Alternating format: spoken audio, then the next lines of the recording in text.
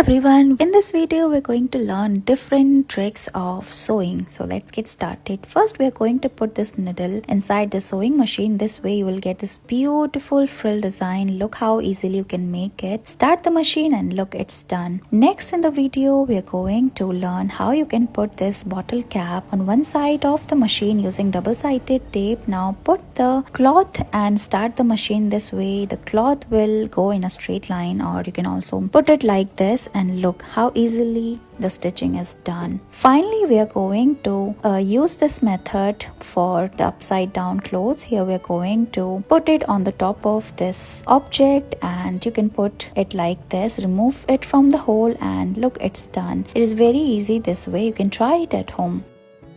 In this video, we're going to learn how you can use this straw and make a best out of it for sewing. So cut the straw and paste it on the top of machine using a tape. Now remove the thread through the hole.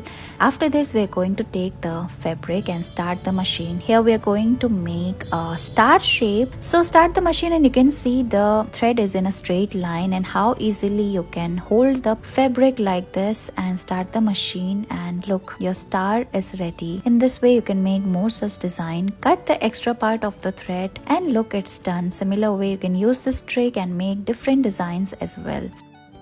Cut a strip from cardboard and make multiple folds from the top portion. If you don't have cardboard, then take a very thick paper. After this, we are going to paste it on the top of the machine using double-sided tape. After pasting it, we are going to unfold it and put the fabric on the top of it. Here, we are going to learn a very easy trick. Look, you have to make two folds, and similar way, you don't have to fold the fabric over and over again. Once you fit it inside the cardboard, and look how easily the stitching is done, and it is in a straight line, and look, you can use this trick at home and how easily you can do it.